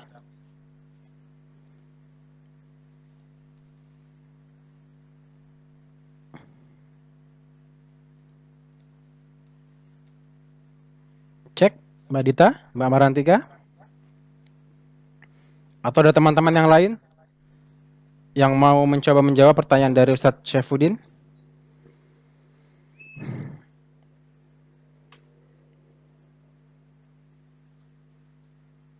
Ustadz Aminuddin kayaknya sudah siap ini.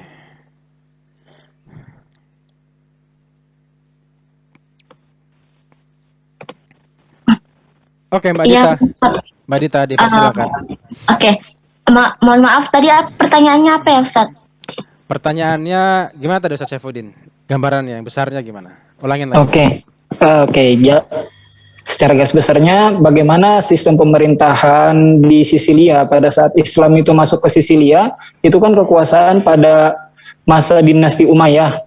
Nah, sejalan beriringnya waktu, dinasti Umayyah ini berhasil dijatuhkan oleh dinasti Abbasiyah dan dilanjutkan oleh dinasti Abbasiyah, kekuasaan Islam ada saat itu. Jadi di Sisilia ini ada 2 periode dinasti Islam.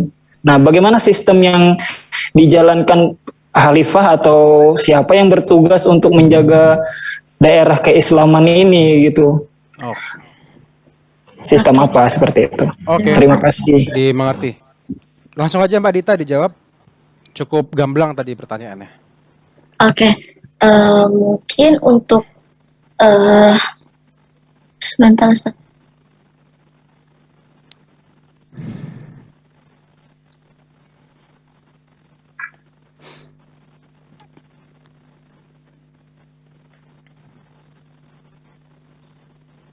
Oke, Mbak Dita.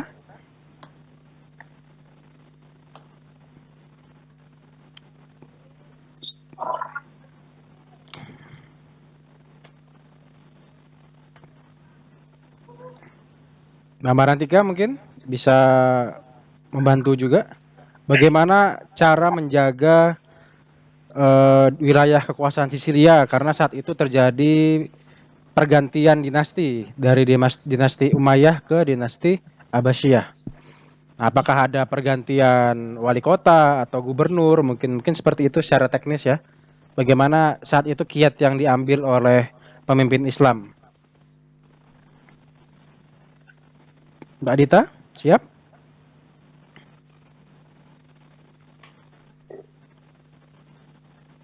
Bentar, Ustaz. Oke.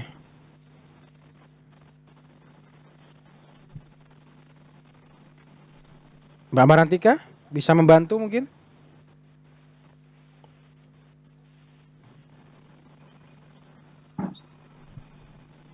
Atau ada yang lain? Membantu menanggapi dulu sembari kita menunggu jawaban dari pemakalah kita pada sore hari ini.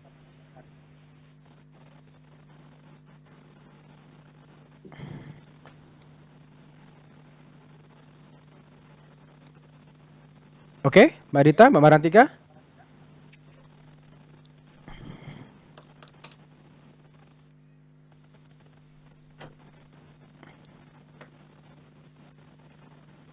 Mungkin bisa dibantu Ustadz dengan Ustadz dan Ustadzah yang lainnya. Ya, kita sambil menunggu juga dari para ahli sejarah di sini. Ustadz Darmawan biasanya bisa membantu ini.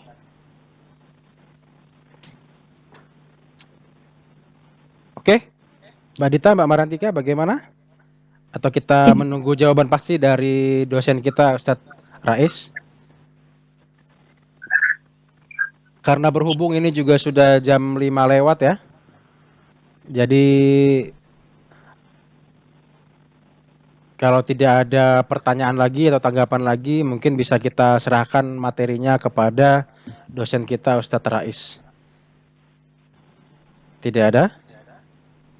Oke, baik, kalau gitu kita tutup diskusi kita pada pertama ini ya. Dan masih ada banyak pertanyaan yang sangat menggantung, banyak pertanyaan yang sangat sulit mungkin memang untuk dijawab. Mungkin langsung saja kita tunggu jawaban dari pertanyaan tersebut. Kita serahkan kepada dosen kita, Ustadz Rais Abdullah. Kepada Ustadz Rais, dipersilahkan mungkin membantu kita. Baik, terima kasih. Diskusi yang cukup asik dan pastinya menantang adrenalin kita ya, keilmuan kita. Dan pasti juga cukup melelahkan ya, duduk dari pada Jumat sampai dengan sore hari ini.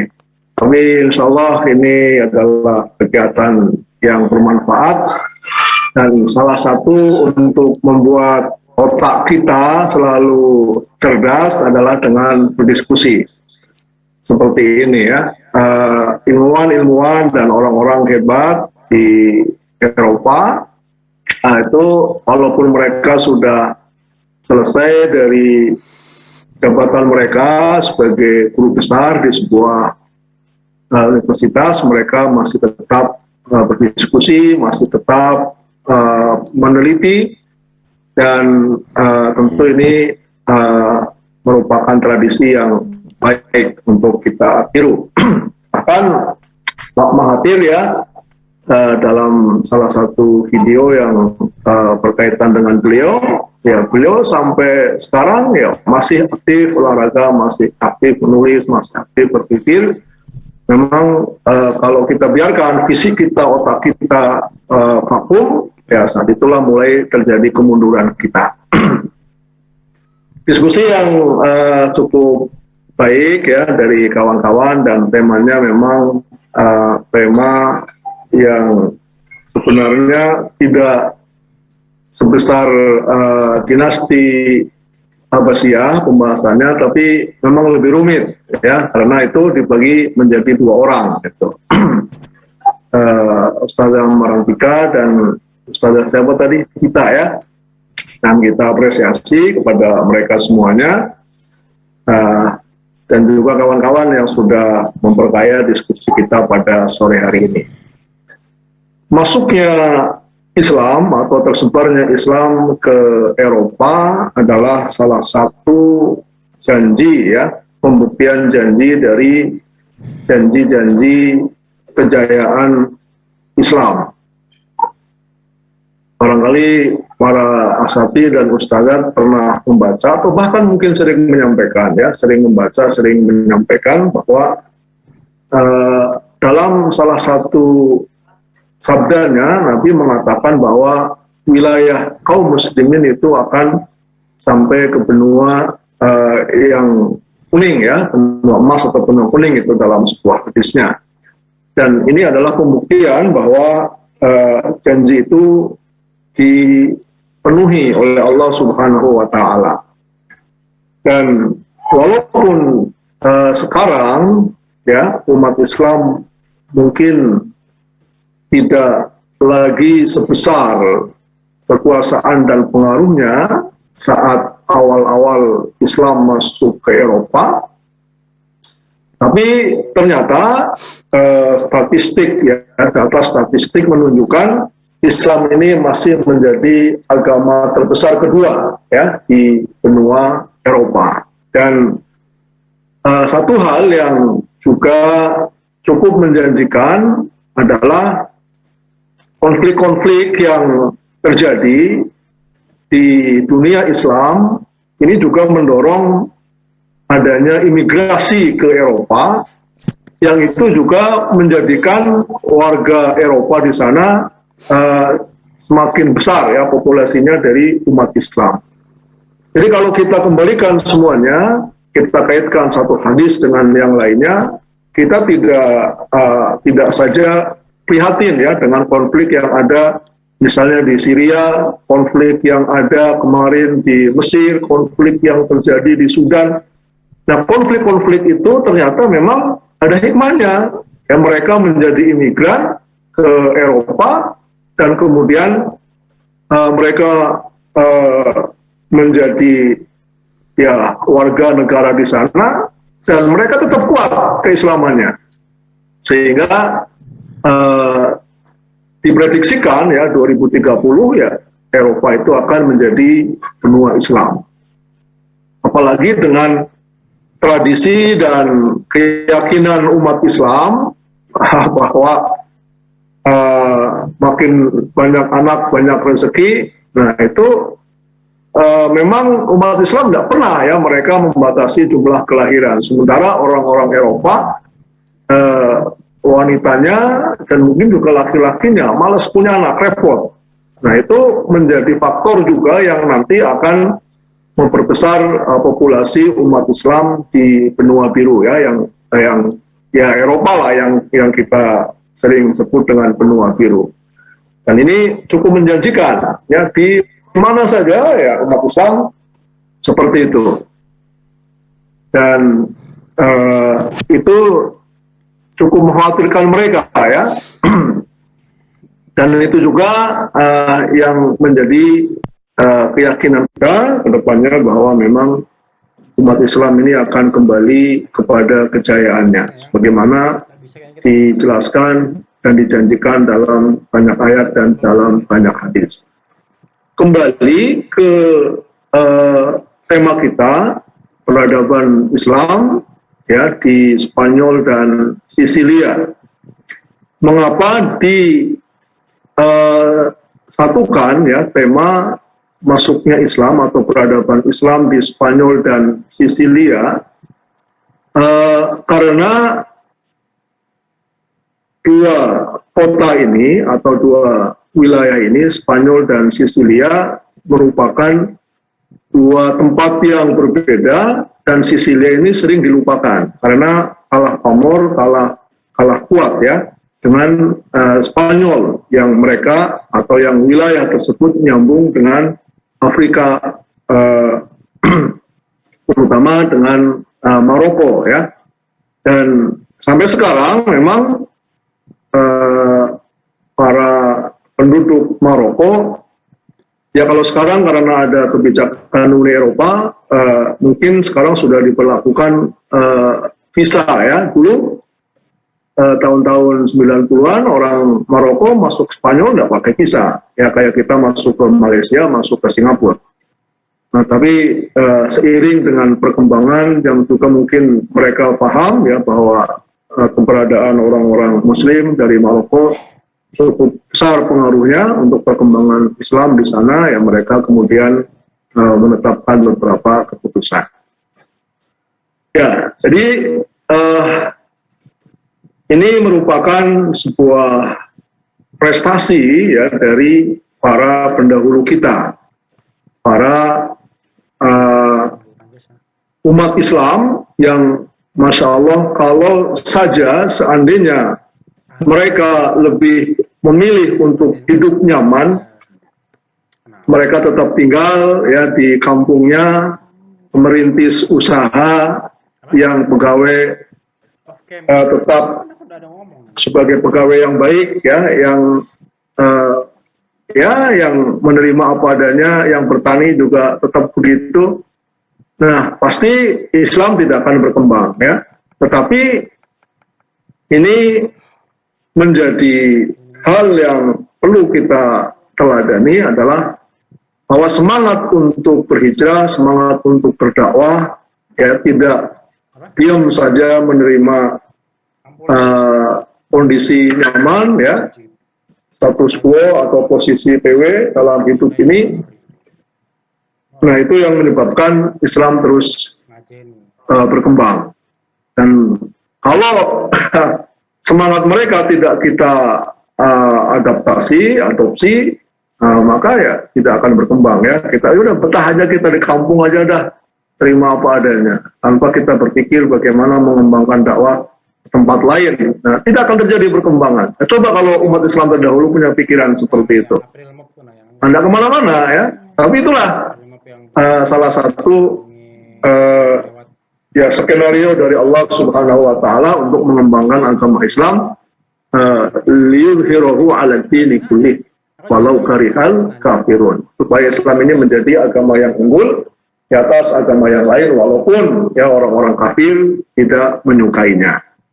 Para asatidz dan ustadzat semuanya,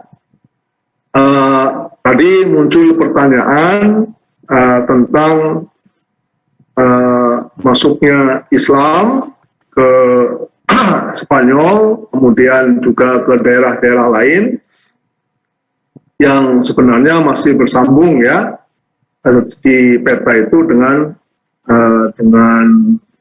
Spanyol.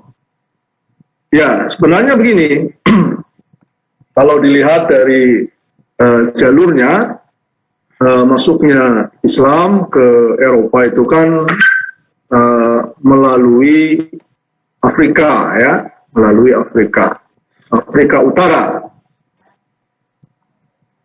Kemudian terus berkembang ke negeri-negeri yang ada di sekitar Eropa, tentu melalui jalur Spanyol. Setelah Spanyol, ya kemudian pasukan Islam berhasil menguasai Perancis, kemudian ya sampai ke Skandinavia, masuk ke Jerman, Polandia, Albania, Hungaria, Rumania, dan sampai ke Bulgaria. Jadi tidak lompat-lompat ya, karena jalurnya seperti itu. Nah, cuma memang yang paling fenomenal dan monumental itu adalah masuknya Islam ke Spanyol. Kenapa? Karena Spanyol itu kemudian menjadi pusat peradaban Islam ya setelah Baghdad dan kota-kota Islam yang maju lainnya. Bahkan menjadi mercusuar dan titik balik ya awal kejayaan atau peradaban Eropa, bermula dari Spanyol yang di sana para pemimpin muslimin membangun peradaban, baik peradaban infrastruktur fisik dengan bangunan-bangunan yang megah bercorakkan budaya dan peradaban Islam, juga membangun mercusuar keilmuan dengan berbagai macam universitas yang didirikan sebagai pusat pendidikan yang juga dilirik oleh masyarakat dan bangsawan Eropa, sehingga banyak mereka yang datang ke Andalusia, ya ke Spanyol, baik dengan terang-terangan menjadi mahasiswa dan murid di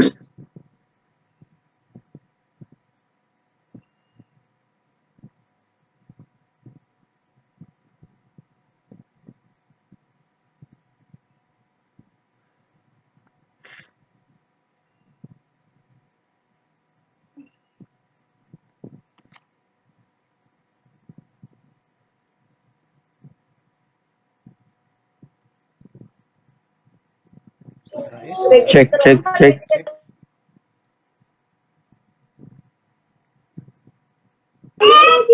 Ustaz Bisma kemana?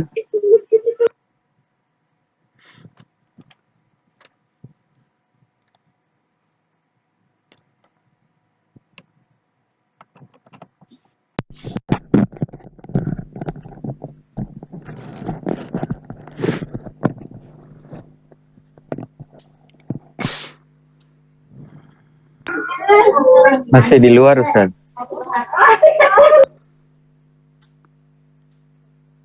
Nah ini putusnya dari kapan ini? Dari pas Andalusia, Ustaz. 1 menit, 1 menitan. 1 menit lah. Wah, saya nggak tahu tiba-tiba terputus. Ya baik ya, jadi memang oh ya, ini ada yang telepon tadi ke HP saya yang saya gunakan untuk catering ya, sehingga putus. Baik. Dan nama Andalusia dalam salah satu versi ya atau referensi itu juga yang menghilami pulau kita Sumatera dengan nama Pulau Andalas ya. Nah, sebagian versi mengatakan ya terpengaruh dengan nama kota dari Andalusia itu menjadi Pulau Andalas atau Pulau Sumatera yang sekarang kita kenal. Ahli-ahli fikih ya, ahli filsafat itu banyak terlahir dari peradaban yang berkembang di Andalusia sana. Salah satunya ahli tafsir yang tafsirnya sangat berbobot ya, adalah Imam Al-Qurtubi. Nah, beliau tafsirnya Masya Allah, kalau kita baca tafsir beliau sangat luas, sangat mendalam, dan banyak sekali keilmuan yang beliau berikan dari berbagai disiplin ilmu, ya, dari sisi bahasanya, kemudian dari sisi ilmu fikihnya, kemudian luar biasa ya. Ini menunjukkan memang Andalusia atau Spanyol itu menjadi pusat peradaban, termasuk ya peradaban Islam pada saat itu. Walaupun pada akhirnya ya Spanyol kembali ke pangkuan orang-orang Nasrani, kaum Salibis, tetapi peradaban Islam sampai saat ini masih terlihat dengan jelas jejak-jejaknya dan juga pengaruh-pengaruhnya dalam kehidupan mereka. Baik, kawan-kawan semuanya, kalau kita lihat sampai saat ini, tadi ada pertanyaan apakah Islam masih eksis di Spanyol? Masih ya, sesuai dengan data yang dibuat di Wikipedia itu ada data yang cukup besar ya. Dari orang Spanyol asli itu kurang lebih hampir 1 juta ya, yang dari Maroko hampir juga 1 juta, kemudian ada etnis Pakistan, Senegal, Aljazair, Nigeria, Mali, Gambia, Bangladesh, dan etnis-etnis yang lainnya. Jadi yang warga asli Spanyol pun sampai sekarang ini masih ada ya, 879.808 ya, itu data sekitar tahun berapa ya, tahun 2020-an barangkali. Nah, jadi sampai sekarang masih ya ini menjadi negeri atau tanah yang pengaruh Islamnya cukup kuat. Walaupun dibandingkan ya dengan negeri-negeri Eropa yang lain, ya kaum muslimin di Spanyol memang masih tergolong minoritas ya, dibandingkan dengan bukan minoritas tapi masih kecil jumlahnya dibandingkan dengan negara-negara Eropa yang lainnya. Yang terbesar tentunya saat ini adalah Rusia. Nah, Rusia ini masih menduduki populasi kaum muslimin yang besar. Nanti para asatidz dan ustadzah bisa mencari datanya ya, baik di YouTube yang ada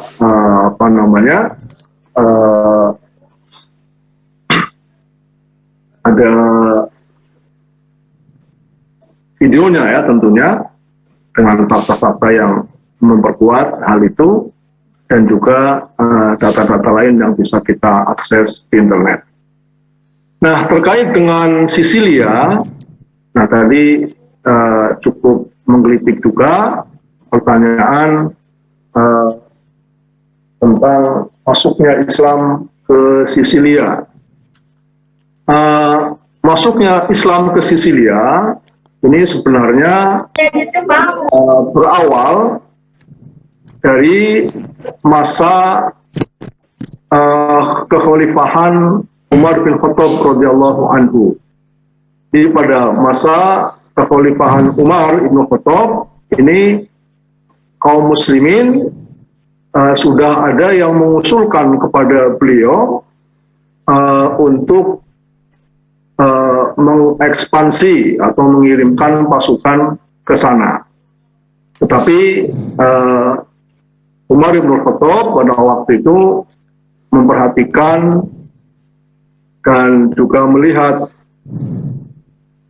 letak Sisilia yang sangat jauh dan terpencil ya, maksudnya jauh dari Madinah pada waktu itu, maka Umar bin Khattab pada waktu itu belum mengizinkan kaum muslimin untuk berekspansi ke sana. Tapi kemudian pada masa kekhalifahan Utsman bin Affan radhiyallahu anhu, beberapa referensi menyatakan umat Islam sudah sampai ke sana. Hanya saja ya kemudian umat Islam belum berkembang dengan baik atau belum menjadi komunitas yang berkuasa di Sisilia pada waktu itu, dan terus diadakan upaya-upaya memperkuat kekuasaan di sana pada zaman Bani Umayyah, ya, pada zaman Muawiyah bin Sofyan pada waktu itu menjabat sebagai khalifah. Nah, kemudian ketika perpindahan kekhalifahan dari Bani Umayyah menuju Bani Abbasiyah, pada waktu itu perkembangan Islam ya di Sisilia ini terus mendapatkan hambatan ya dari kaum Nasrani di sana. Banyak keluar. Maka kemudian Khalifah Harun ar-Rasyid yang pada waktu itu representasi ya dari Daulah Abbasiyah atau dinasti Abbasiyah memberikan perintah atau instruksi kepada Bani Aghlabiyah ya, dinasti Aghlabiyah, Al-Aghlabi itu untuk ya merebut Sisilia, dan akhirnya memang Bani Aghlabiyah ini berhasil, dan kemudian satu persatu kota dan benteng di Sisilia ya itu berhasil direbut oleh kaum muslimin ya, mulai dari Palermo, kemudian Castro Lomami, Agrigento, Catania, dan kota-kota lain bisa ditaklukkan ya oleh kaum muslimin. Nah,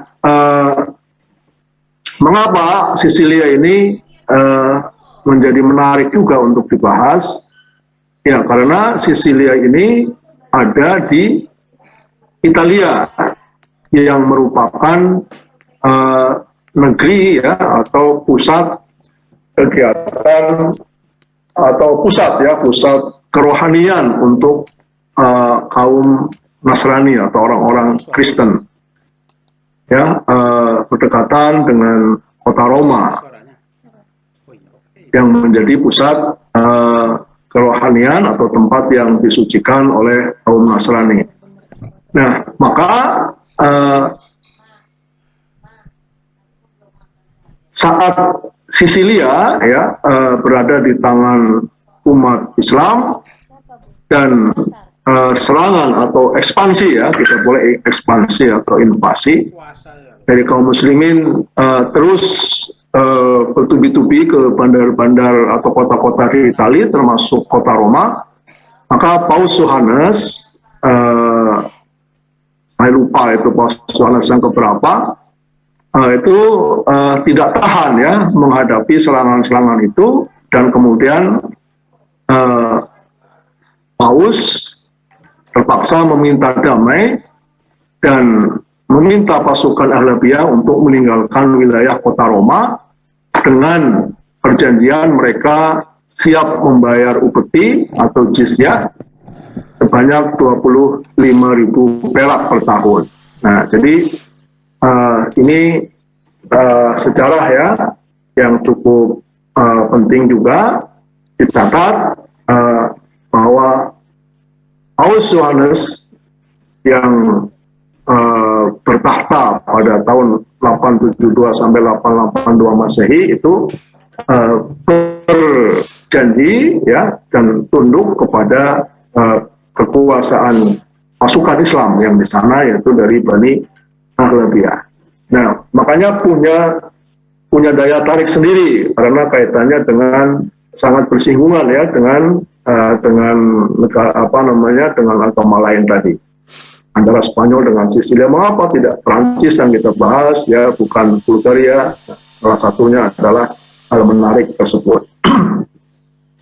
Nah, kemudian kawan-kawan semuanya, para ustazah dan asatidz, saya kira kita tidak perlu mengulang penjelasan-penjelasan yang tadi sudah disampaikan oleh presenter kita, Ustazah Marantika dan Ustazah Dita. Tapi kesimpulannya adalah bahwa Islam pernah berjaya di Eropa dan insya Allah akan kembali berjaya di benua biru tersebut. Dan skenario Allah Subhanahu wa Ta'ala itu adalah skenario yang terbagus.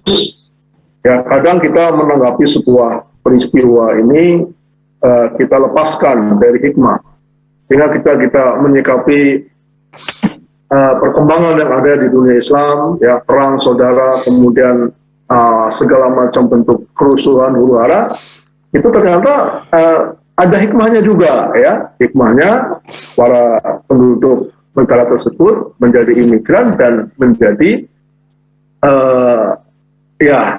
kontributor ya besarnya populasi Islam, termasuk di Eropa dan juga di Amerika dan juga di tempat-tempat yang lainnya. Dan memang itulah janji Allah ya, sejarah membuktikan ketika di satu tempat Islam itu tertindas, dia akan muncul ya menjadi sesuatu yang mengagumkan di tempat yang lain ya. Ketika di Andalusia, di Spanyol, Islam itu sudah mulai berkurang karena tekanan penguasa Kristen di sana. Ternyata di Nusantara ya Islam itu sudah mulai berkembang. Nah, begitulah dakwah Islam. Tapi yang penting juga untuk kita garis bawahi dan ambil menjadi ibrah bagi kita adalah semangat dari kaum muslimin terdahulu atau pendahulu kita yang mereka tidak menerima ya atau tidak cukup dengan kondisi nyaman, sudah di zona nyaman kemudian tidak berjuang. Nah, ini yang salah. Nah, kalau kita sebagai